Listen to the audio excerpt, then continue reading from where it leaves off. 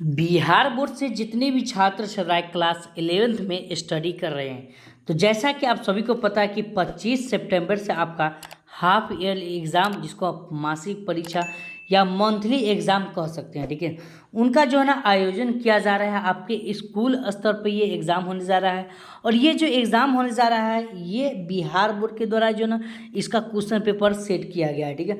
ये बिल्कुल original question paper मैं लेकर हाजिर हो चुका हूँ और अभी की इस वीडियो में इसका पूरा सोल्यूशन बताऊंगा। इसके साथ साथ जो है ना आप कैसे इस क्वेश्चन पेपर को डाउनलोड कर पाएंगे, समझिए। उसके साथ साथ इनका ऑब्जेक्टिव सब्जेक्टिव का उत्तर आप कहाँ से डाउनलोड कर पाएंगे, सभी बातों को इस वीडियो में बताने वाला हूँ, ठीक है।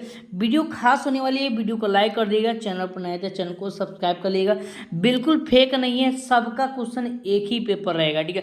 क्योंकि यहाँ पर बिहार बोर्ड सेट करके भेजा, क्योंकि इससे पहले मैंने आपको कई सारे सूचना दिया था जिसमें आपको बताया था कि है ना इस बार बिहार बोर्ड क्वेश्चन सेट कर रहा है। और यहाँ पर देख सकते हैं सितंबर लिखा हुआ है, 2023 लिखा हुआ है और यहाँ पर कुछ इस रूप में क्वेश्चन पेपर सेट किया गया है। जैसा कि इससे पहले मैंने आपको एक समझाया था कि है ना इस बार जो ना कोडिंग संख्या होगा। यहाँ देख सकते हैं प्रश्न पत्र पर कोडिंग संख्या भी लिखा हुआ है और 1 से 4 पेज तक का ये क्वेश्चन पेपर, ठीक है।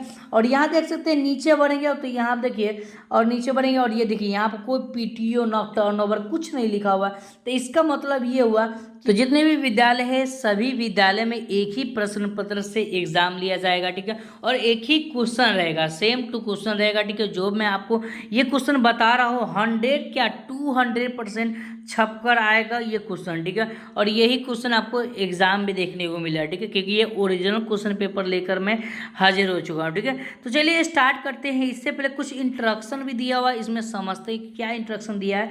सबसे पहले आप देखेंगे तो यहाँ पर प्रश्न पत्र में दिया हुआ खंड सेक्शन ए, इसमें वस्तुनिष्ठ प्रश्न दिया, मतलब ऑब्जेक्टिव टाइप प्रश्न दिया हुआ, ठीक है। और उसके ऊपर में लिखा हुआ प्रत्येक प्रकार के प्रश्नों के अंतर्गत दिए गए निर्देश का अनुरक्षण करें तथा इनके अनुसार उत्तर दें, ठीक है।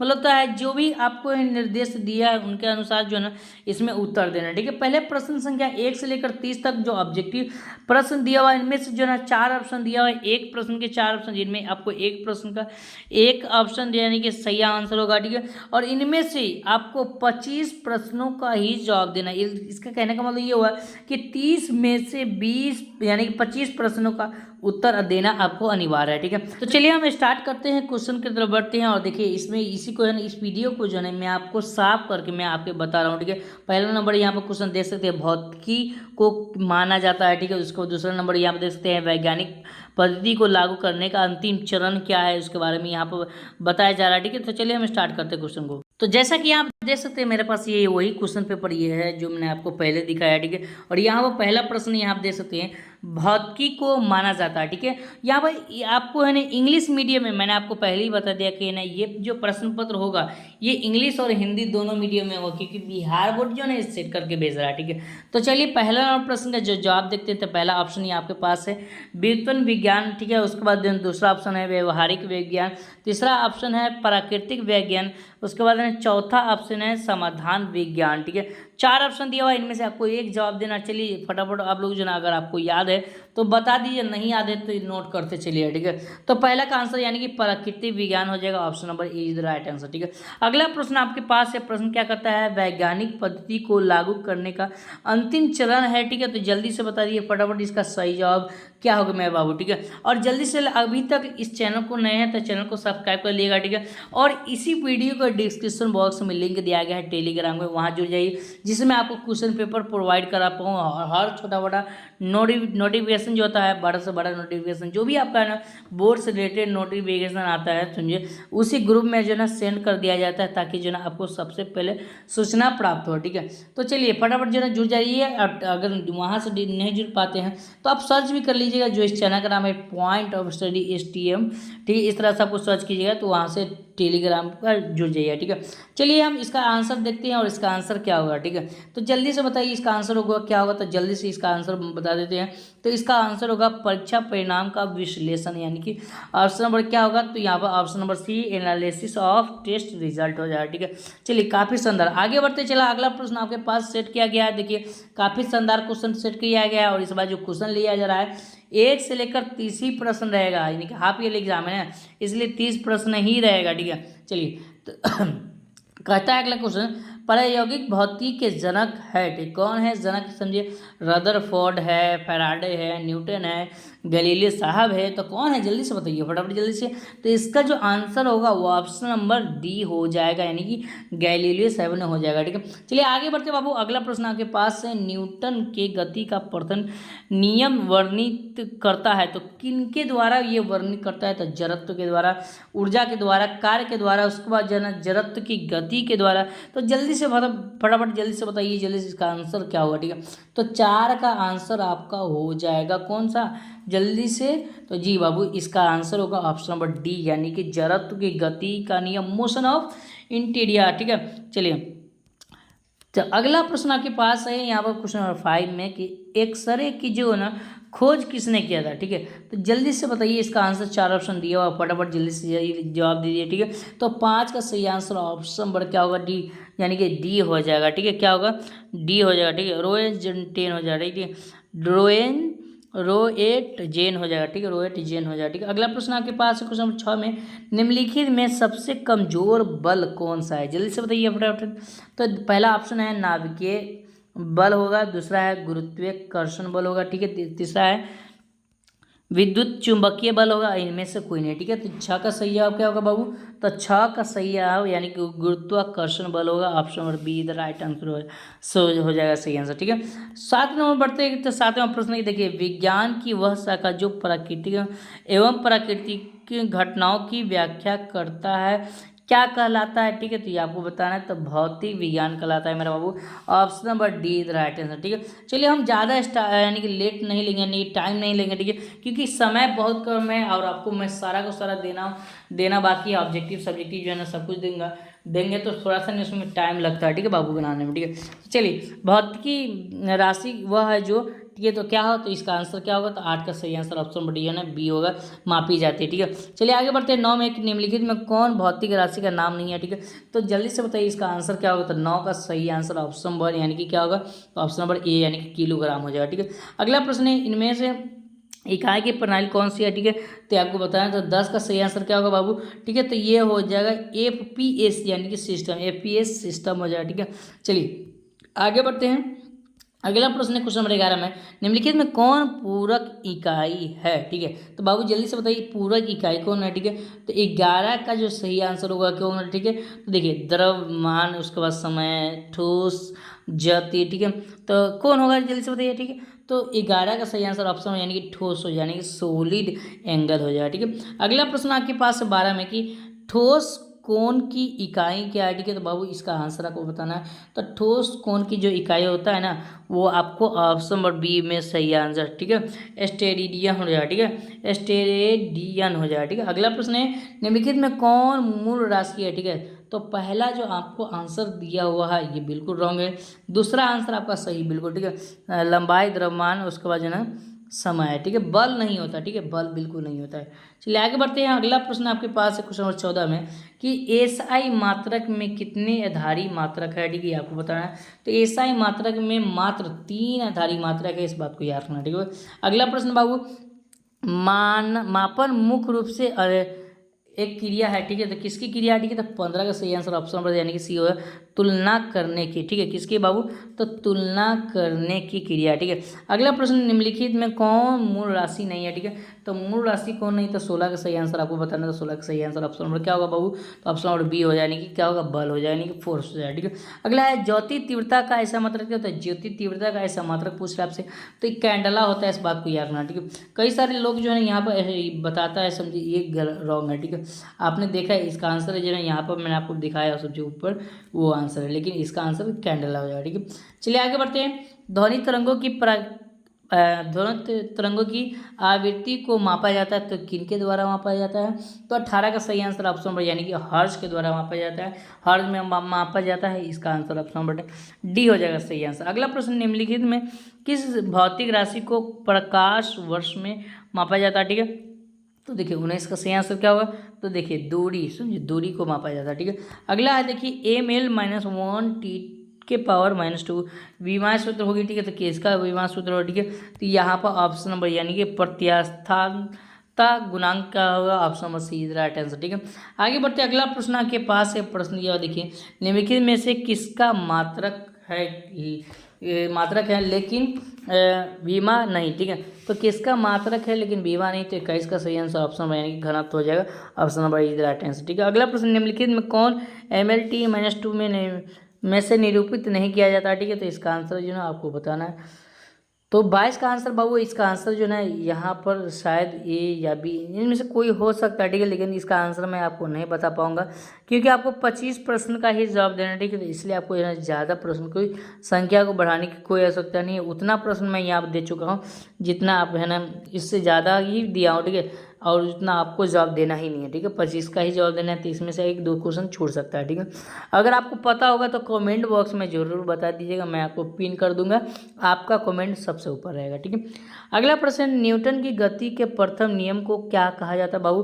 ठीक है, तो इसका आंसर क्या होगा। ठीक है, तो 23 का सही answer option number C is right answer, यानी कि जड़त्व के नियम को न्यूटन के तृतीय नियम कहते हैं। ठीक है, गति के प्रथम नियम कहते हैं। ठीक है, अगला प्रश्न है, गति का सबसे साधारण प्रकार कौन सा है बाबू। तो 24 का जो है क्या होगा, 24 का आंसर।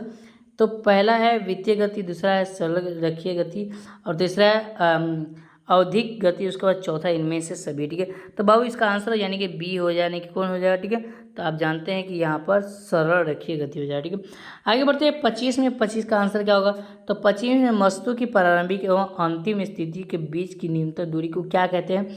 तो 25 का सही आंसर ऑप्शन नंबर सी होगा, यानी कि विस्थापन कहते हैं। ठीक है, आगे बढ़ते हैं 26 में, एक वस्तु 16 मीटर दूरी 4 सेकेंड में तय करती है, तो वस्तु की चाल क्या होगी। ठीक है, तो 4 मीटर हो जाएगा, क्योंकि आप ऐसे ही यहाँ देखिए सिंपल तरीका। ठीक है, 16 मीटर दूरी तय करेगी और 4 सेकेंड में तय करेगी, तो 16 बटा में 4 लिखेंगे, काट देंगे तो 4 मीटर पर सेकेंड हो जाएगा। ठीक है, इस तरह से option number B is the right answer. ठीक है, अगला प्रश्न है, देख सकते हैं 27 में, कौन सा समीकरण वेग एवं समय में संबंध व्यक्त करता है। ठीक है, तो यहाँ पर जो ना आप option number A is the right answer होगा। ठीक है, यानी कि v बराबर u प्लस AT हो जाए। ठीक है, औसत वेग को प्राप्त किया जाता है, तो किनके द्वारा प्राप्त किया जाता है, तो इसका आंसर ऑप्शन नंबर डी हो जाएगा, सही आंसर। ठीक है, ऑप्शन नंबर डी हो जाएगा। ठीक है, 28 का ऑप्शन नंबर क्या होगा बाबू, डी हो जाएगा, सही आंसर। ठीक है, बिल्कुल ठीक है। चलिए आगे बढ़ते हैं, यहाँ पर 29 के बढ़ते हैं, और ये आपका सेकेंड लास्ट प्रश्न। ठीक है, कि 29 में है कि त्वरण का CGS से MKS मात्रा का अनुपात कितना है, तो 1:100 है रेशियो। ठीक है, 1:100 रेशियो। ठीक है, अगला प्रश्न आपके पास यहाँ पर क्वेश्चन नंबर 30 में बाबू, कि यदि गतिमान वस्तु विराम की स्थिति में आ जाती है तो इसका त्वरण होता है। ठीक है, तो क्या होता है, तो बिल्कुल याद रखना, शून्य होता है, क्योंकि गतिमान से क्या आता है, धीमी हो रहा है। ठीक है, विराम अवस्था में आ रहा है तो शून्य होगा। ठीक है, तो इस तरह से हम लोग 30 प्रश्न देख लिए, जिनमें हम लोग को 25 का जवाब देना अनिवार्य है, और यही क्वेश्चन आपका ओरिजिनल क्वेश्चन पेपर है। ठीक है, चलिए हम यहाँ पर सब्जेक्टिव की बात किया है, तो देखिए इसका सब्जेक्टिव का यहाँ आप देख सकते हैं किस रूप में यह क्वेश्चन पूछा गया है। यहाँ से आप सब्जेक्टिव देख सकते हैं, इसका आंसर भी देखना चाहते हैं तो यहाँ से आप आंसर देख सकते हैं। ठीक है, आंसर कहाँ से देख सकते हैं उसके लिए मैं आपको बताऊँगा कि कहाँ से आप डाउनलोड आंसर कर सकते हैं। ठीक है, तो ये इस रूप में इस बार सब्जेक्टिव प्रश्न पूछा गया है। तो यहाँ आप देख सकते हैं 1 से लेकर 10 प्रश्न दिया हुआ है, जिनमें आपको 5 प्रश्नों का ही जवाब देना है। ठीक है, और इस बात को याद रखना। ठीक है, नीचे बढ़ेंगे और यहाँ देखिए नीचे जो है ना कहा जा रहा है कि 11 से 15 प्रश्न दिया हुआ है, जिनमें आपको 3 प्रश्नों का जवाब देना अनिवार्य है। ठीक है, तो इस तरह से मैंने आपको यहाँ पर क्वेश्चन पेपर दिखाई है। चलिए मैं आपको यहाँ पर क्वेश्चन पेपर कैसे डाउनलोड करना है, इसका ऑब्जेक्टिव कहाँ से आप देख पाएंगे, सब्जेक्टिव कहाँ से डाउनलोड कर पाएंगे, स्टेप बाय स्टेप मैं बताने जा रहा हूँ। गौर से समझिएगा ताकि आपको किसी तरह कोई समस्या ना हो। तो सबसे पहले गूगल में आना है, जो इस चैनल का नाम है, यहाँ पर पॉइंट ऑफ स्टडी यहाँ पर लिख देना। ठीक है, POINT ऑफ STUDY। ठीक है, जैसे सर्च करेंगे तो इस तरह का इंटरफेस देखने को मिला। नीचे बढ़ेंगे और यहाँ देखिए pointofstudy.com लिखा हुआ है, इस पर आपको क्लिक करना है। ठीक है, जैसे इस पर क्लिक करेंगे तो इस तरह का इंटरफेस देखने को मिला। नीचे बढ़ेंगे और थोड़ा सा नीचे बढ़ेंगे और यहाँ आप देखिए सब का सेक्शन तैयार किया गया है, यहाँ पर सेक्शन में, जैसे आप क्लास 9 के छात्र तो यहाँ पर क्लिक करेंगे, क्लास 10 के छात्र यहाँ पर क्लिक करेंगे, क्लास 11 के छात्र यहाँ पर क्लिक करेंगे, क्लास 12 के छात्र यहाँ पर क्लिक करेंगे। ठीक है, तो सबसे नीचे देखिए, अगला अभी मैंने आपको 11 का बताया था, इसके नीचे यहाँ पर जस्ट नीचे, सबके नीचे यहाँ देखेंगे, या ये पोस्ट ऊपर भी आ जाएगा। ठीक है, हो सकता है। ठीक है, तो नीचे आएंगे तो यहाँ पर देखिए क्या लिखा हुआ है। ठीक है, कक्षा 11वीं का अर्धवार्षिक परीक्षा 2023 का सभी विषयों का प्रश्न पत्र हुआ वायरल। ठीक है, चाहे आप आर्ट्स के छात्र हैं, साइंस के छात्र हैं, कॉमर्स के छात्र, किसी भी स्ट्रीम से आप स्टडी करें तो यहीं पर आपको क्लिक करना है। ठीक है, कक्षा 11वीं अर्धवार्षिक परीक्षा सभी विषयों का प्रश्न पत्र हुआ वायरल वाला ही पोस्ट पर आपको क्लिक करना है। ठीक है, जैसे इस पर क्लिक करेंगे तो नीचे बढ़ेंगे और यहाँ देखिए सारा जानकारी एक करके दिया गया है। यदि आप परीक्षा नहीं देते तो क्या होता है, कितना परीक्षा में आपको है ना यहाँ पर योगदान निभाना है, सभी के सभी बातों को बताया गया। ठीक है, अगर आप क्लास 11th में साइंस लिए हैं, ठीक है, तो देखिए साइंस के स्ट्रीम के लिए छात्र छात्राओं को यहाँ पर अपडेट किया गया है। यहाँ से आप यहाँ पर क्लिक करके आप देख सकते हैं। ठीक है, जैसे मैंने आपको अभी बताया कि फिजिक्स, अगर मैंने आपको फिजिक्स का आंसर बताया, ठीक है, तो यहाँ पर क्लिक हेयर लिखा हुआ है, इसके सामने सामने क्लिक हेयर पर क्लिक करने के लिए जैसे इस पर क्लिक करेंगे तो इस तरह का इंटरफेस देखने को मिल जाए। ठीक है, नीचे बढ़ेंगे और यहीं पर देखिए, यहाँ पर सब कुछ लेगा, भौतिक का प्रश्न पत्र, उत्तर, सब्जेक्टिव, यहाँ पर PDF के द्वारा जो है आप डाउनलोड कर सकते हैं। नीचे बढ़ेंगे और नीचे बढ़ेंगे, देखिए आपके लिए आंसर अपडेट कर दिया गया। ठीक है, यहाँ देख सकते हैं आपके लिए आंसर अपडेट कर दिया गया, देख सकते हैं साइंस के छात्र छात्राओं के लिए जो है किसका है। ठीक है, तो ये आपका फिजिक्स का आंसर है। ठीक है, यहाँ आप देख सकते हैं फिजिक्स का आंसर किया है। ठीक है, और नीचे बढ़ेंगे और यहीं देखिए ये आपको 30 आंसर दिया था, तो 30 का आंसर मैं यहाँ पर दे दिया हूँ। उसी के नीचे बढ़ेंगे और यहीं पर देखिए नीचे बढ़ने के बाद यहाँ पर लिखा हुआ है सब्जेक्टिव क्वेश्चन पेपर, यहाँ पर लिखा हुआ है डाउनलोड। ठीक है, तो इस पर आपको क्लिक करके है ना सब्जेक्टिव डाउनलोड कर सकते हैं। ठीक है, उसी के नीचे अगर बढ़ेंगे तो यहाँ पे क्वेश्चन पेपर आप डाउनलोड करना चाहते हैं तो यहाँ पर क्लिक कर लिखा हुआ है, इस पर आपको क्लिक करके देख सकते हैं। या आप सभी विषयों का प्रश्न पत्र देखना चाहते थे, यहाँ पर क्लिक करेंगे डाउनलोड पर। ठीक है, और उसी के नीचे बढ़ेंगे तो आप जिस विषय का प्रश्न पत्र यहाँ देखना चाहते हैं यहाँ पर देख सकते हैं। ठीक है, तो दोस्तों अभी मैंने आपको पूरा का पूरा क्लियर वाइज बता दिया। अगर आप आर्ट्स के छात्र हैं, ठीक है, तो इसी के नीचे अगर जाएंगे, ठीक है, तो यहाँ देखिए आर्ट्स के स्ट्रीम के छात्र छात्राओं के लिए यहाँ पर अपडेट किया गया है। यहाँ आप देख सकते हैं पूरा आर्ट्स के छात्र। उसी के नीचे आएंगे तो कॉमर्स के छात्र छात्राओं का यहाँ पर आ जाएगा। ठीक है, तो इस रूप में जो मैं आपको यहाँ पर दिखा दिया कि क्या कैसे आप अपना question paper answer objective subjective download कर सकते हैं। ठीक है दोस्तों, फिर मिलते हैं नेक्स्ट वीडियो, तब तक इसको बहुत बहुत धन्यवाद। और ग्रुप में जुड़ जाइए और इस चैनल पर नए हैं तो चैनल को सब्सक्राइब करके प्लीज़ इतना शेयर कर दिए ताकि अगले आपके जो भी भाई मित्र साथी वगैरह होंगे उनको है ना ये थोड़ा सा फ़ायदा मिल पाए। ठीक है।